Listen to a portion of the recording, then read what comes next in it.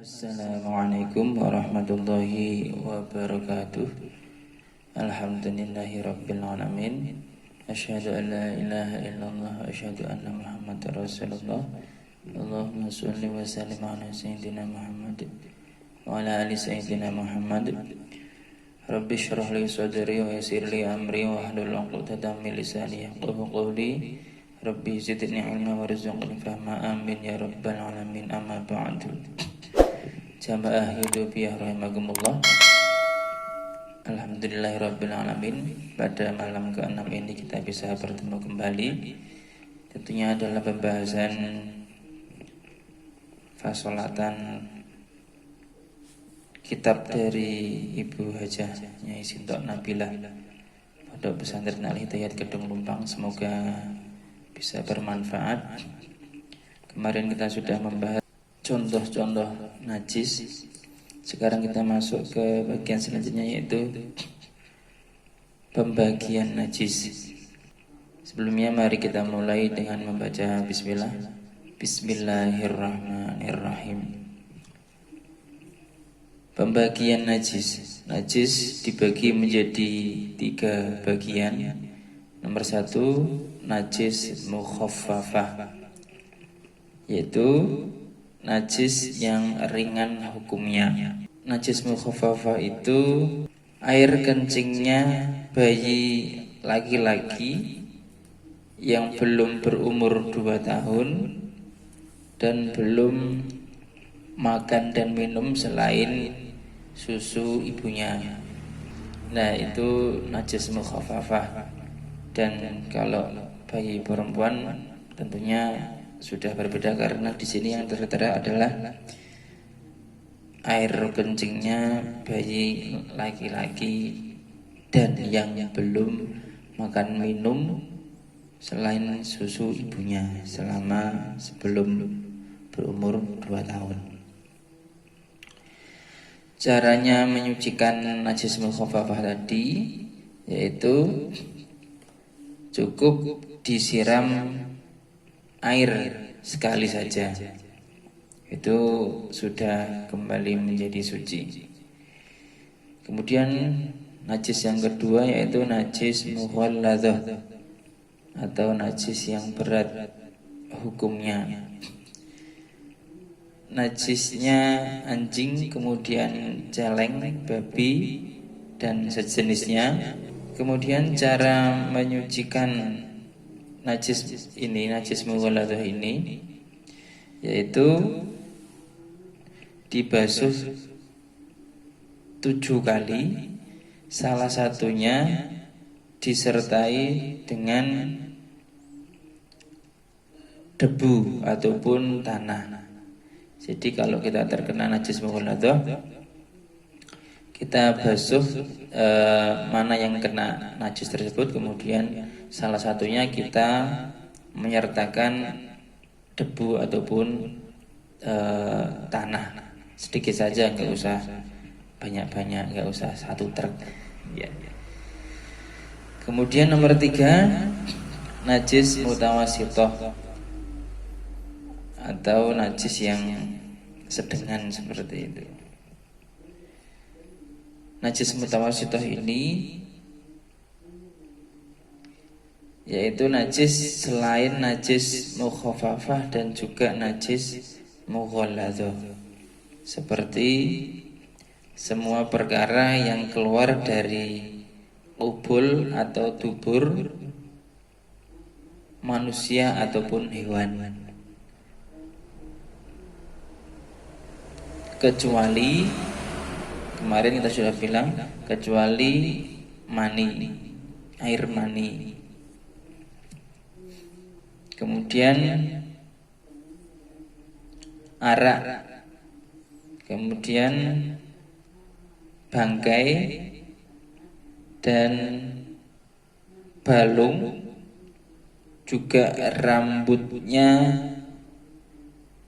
tadi, barang-barang yang haram tadi, kecuali bangkai anak Adam atau bangkai manusia. Kemudian bangkai ikan. Yang dimaksud di sini adalah ikan yang hidup di air. Kemudian belalang. Kemarin sudah kita bahas. Najis mutawasitoh ini dibagi menjadi dua. Jadi tadi pembagian najis ada tiga. Satu najis mukhafafah atau ringan, najis mughalladhah, najis yang berat. Kemudian yang nomor tiga najis mutawasitoh.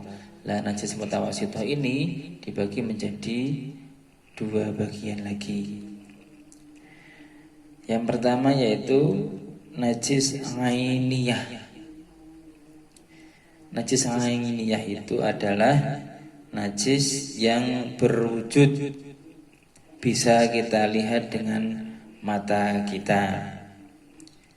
Cara mensucikan najis mutawasitoh ainiyah ini yaitu dengan membasuh tempat yang kena najis tersebut sehingga hilang sifat-sifatnya. Maksudnya sifat-sifatnya itu ya warna dari najis, bau dari najis, dan rasa dari najis itu sendiri.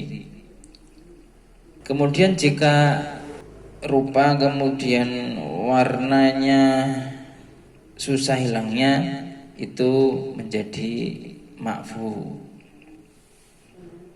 Kemudian yang nomor dua yaitu najis mutawasitoh hukmiyah. Najis mutawasitoh hukmiyah ini yaitu najis yang tidak kelihatan oleh mata kita, seperti bekas air kencing yang sudah kering, kemudian bekas alkohol, bekas minuman keras yang sudah kering. Kemudian jika najis mutawasitoh ainiyah ini berada di lantai, kemudian mungkin berada di tangga masjid, di tangga musola, atau di tangga rumah kita, atau di mebel, atau di lantai kita, lantai rumah kita, maka cara mensucikannya seperti ini. Satu, najisnya tadi, wujud dari najisnya tadi umpamanya tai ayam, ya wujud dari tai ayam itu kita hilangkan atau kita buang. Kemudian nomor dua, bekas najis digosok bisa memakai sabut kelapa, bisa memakai kain yang kasar, sehingga sifat dari najis tadi bisa hilang. Sekali lagi sifatnya itu ya warna, bau. Setelah sifat dari najis yang kita contohkan tadi, tai ayam tadi, sudah hilang, kemudian dikucuri dengan air. Itu yang najis, cara menghilangkan najis mutawasitoh ainiyah jika berada di lantai rumah dan seterusnya. Kemudian selanjutnya cara mensucikan najis mutawasitoh hukmiyah, yaitu cukup dengan menuangkan air pada tempat atau perkara yang kena oleh najis tadi. Itu kalau yang hukmiyah tadi yaitu yang tidak kelihatan, seperti bekas air kencing yang sudah kering dan seterusnya tadi. Nah itu cukup dituangi air sedikit saja, itu sudah cukup. Cara mencuci pakaian. Jika pakaian tersebut belum terkena najis, pakaian tersebut bisa dicelupkan pada air yang sedikit. Air yang sedikit itu kalau bahasa kitabnya dunal kulata, ini kurang dari 2 kula, itu boleh. Tapi dengan catatan pakaian tersebut belum terkena najis. Tetapi bila pakaian tersebut sudah terkena najis, maka pakaian tersebut harus dikerucuk dengan air sehingga rata, diguyur dengan air sampai rata. Itu kalau ada pakaian kita yang terkena najis harus diguyur dengan air sampai rata. Apalagi umpamanya kita tahu tempat najisnya di mana, itu harus sampai apalagi kelihatan apa namanya tadi, najisnya sudah harus sampai hilang. Seperti itu, diguyur dengan air sampai rata. Diguyur sampai rata itu dengan catatan airnya cuma sedikit. Lah kalau airnya banyak, lebih dari dunal qulata ini,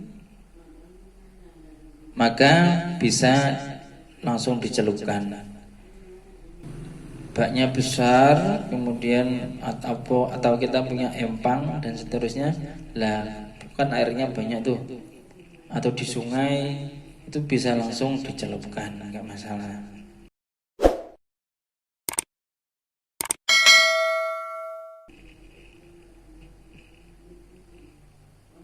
Tapi kalau airnya cuma sedikit, ya kita ambil airnya kemudian kita basuh bagian kita yang terkena najis itu sampai rata. Kalau mau dimasukkan ke mesin cuci, baru dimasukkan ke mesin cuci, seperti itu. Kemudian cara mencuci piring, gelas, dan seterusnya itu seperti ini. Kalau barang tadi seperti piring, gelas itu belum terkena najis, barang tadi bisa langsung dicemplungkan di ember atau baskom yang airnya cukup sedikit saja. Jadi kalau piring, gelas, kemudian sendok dan seterusnya kok kita yakin belum terkena najis, itu bisa dicelupkan di ember, baskom atau tempat air yang kapasitasnya cuma sedikit, itu enggak masalah. Tapi kalau gelas, piring, sendok dan seterusnya tadi sudah terkena najis, maka barang-barang tadi harus kita guyur dengan air sampai rata. Kalau dicelupkan di empang, di sungai, di air yang banyak, itu juga malah lebih baik. Jadi itu untuk pertemuan kita malam ke-6 bulan Ramadan. Tidak terasa sudah hampir 15 menit. Untuk itu sekali lagi mari kita berhati-hati dalam memelihara najis, karena apapun bentuknya, najis itu adalah yang menghalang-halangi dalam kita beribadah. Umpamanya kan di situ kalau sholat dan seterusnya itu harus suci tempat, suci badan, dan suci pakaiannya. Nah, untuk menjaga ketiga hal tersebut, pakaian, tempat, dan juga badan kita itu tadi, maka kita harus mengetahui apa itu najis, kemudian najis itu dibagi menjadi berapa, terus bagaimana cara mensucikannya. Dan kebanyakan hari ini itu di kebanyakan rumah itu naruh motor di ruang tamu umpamanya. Naruh motor di ruang tamu, entah itu bannya itu pasti terkena najis kan kalau ban motor itu. Nah, kemudian sang empunya rumah itu ketika kakinya basah lewat situ saja, dan kemudian tanpa dibasuh kakinya langsung sholat, atau mungkin habis wudhu lewat di tempat apa namanya tadi untuk parkir motor di dalam rumahnya itu, otomatis kan kaki kita basah, kemudian bersentuhan dengan bekas najis yang sudah kering. Nah, bekas najis yang sudah kering tadi kan belum dihilangkan. Otomatis ketika kaki kita menempel ke tempat yang tadinya najis tersebut, otomatis kaki kita juga ikut najis. Lah, padahal hari ini nyaris di semua rumah seperti itu. Jadi di dalam kamar tamu, ruang tamu ditaruh motor, di situ tidak pakai sendal dan seterusnya. Jadi asal liwat aja. Bahkan kadang di situ juga dibuat tempat untuk sholat. Nah itu kan juga kita harus berhati-hati saja. Kita harus berhati-hati karena percuma kita sholat sehari semalam tapi kita tidak mengetahui apa kita itu sudah suci apa belum, tempat kita sudah suci apa belum, badan kita sudah suci apa belum, bagian kita sudah suci apa belum, seperti ini. Ini untuk mengakali kalau umpamanya di tempat atau di rumah kita itu sulit untuk membuat lantai tersebut suci, kita pakai sendal istilahnya sendal dalam seperti itu. Jadi setiap apa-apa kita masuk ke dalam rumah itu memakai sendal dalam. Biar apa? Untuk menjaga kesucian diri kita sendiri. Seperti itu. Semoga bermanfaat.